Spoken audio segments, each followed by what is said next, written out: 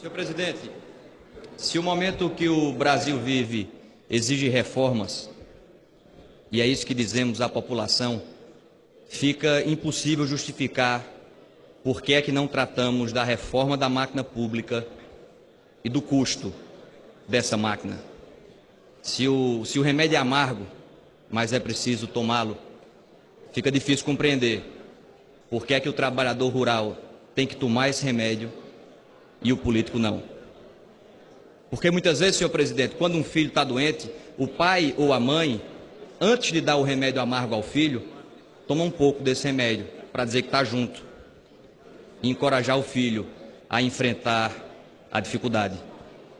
A diferença no nosso caso, nessa nossa insistência de não tratar da reforma da máquina pública, são duas.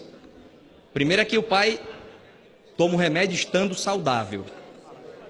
E a principal doença está aqui. Depois, é que não é o povo que tem que obedecer aos políticos. Somos nós, políticos, que precisamos obedecer ao povo. E aí a gente vai dando sinais à população que não vai ser tratado isso, da reforma da máquina pública, e a população não aceita mais. E aí a gente vai achando que o tempo que vai resolver e acalmar o país, e não vai acalmar. A gente precisa tratar de temas que beiram a obviedade da exigência da população para que a gente dê uma resposta. Falar do auxílio moradia. Auxílio moradia, senhor presidente, deve existir para quem não tem onde morar. Auxílio alimentação deve existir para quem não tem o que comer. E a gente tem uma máquina pública inchada, agigantada, repleta de espaços como esses, e não vamos dizer que é só a classe política, vamos avançar no poder judiciário, vamos avançar em todos os espaços da máquina pública para acabar com essas distorções. Não dá mais para juiz no Brasil receber auxílio moradia. Está errado. Todos nós sabemos que está errado. Não, mas é uma compensação. A gente não está mais em tempo de ter compensação. Não cabe mais compensações. É preciso ter uma mudança radical em direção daquilo que é correto.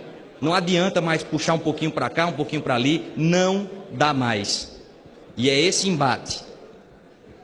E é o enfrentamento dessas distorções que talvez inicie um período de equilíbrio nesse país.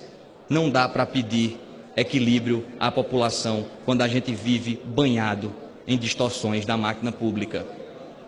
Por isso faço um apelo para que todos nós, aqui não é uma pauta de governo, oposição, todos nós tomemos consciência de que é preciso levantar essa bandeira da reforma da máquina pública. Porque não adianta mais, não venha votar contra a reforma trabalhista, espalhar cartazes dizendo que é contra a reforma trabalhista e ficar calado quando o tema é a reforma da máquina pública e ficar calado quando o tema são os benefícios que a máquina pública hoje entrega. Esse populismo dissimulado, enganador, não cola mais. É preciso enfrentar essas obviedades. E isso traria um novo debate sobre o que deve ser o nosso Estado. O equipamento, o Estado, a máquina pública como um todo.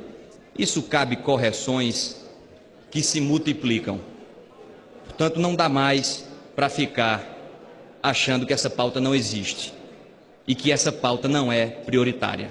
Existem vários espaços que nós precisamos enfrentar com requerimento de urgência. Requerimento de urgência nisso, votação de urgência nisso, debate intensivo nisso. Parar 15 dias daqui para falar sobre a reforma da máquina pública, aí sim voltar a se reconectar com a população. Porque existem muitas distorções, sinais que a nossa sociedade precisa avançar. Um ministro do Supremo, com toda franqueza, um ministro do Supremo não precisa de alguém que puxe a sua cadeira para que ele se sente. Ah, mas é só um gesto. Isso não é só um gesto. Isso não é só um gesto. Isso é um símbolo de uma sociedade que ainda não avançou. Precisa que alguém puxe a cadeira, um sujeito que não tem condições de se locomover. Um tetraplégico, um paraplégico. Aí sim, mas um ministro do Supremo não. São esses sinais, é essa nova simbologia É essa nova linguagem que o povo brasileiro está sedento para que a gente traga para esta casa.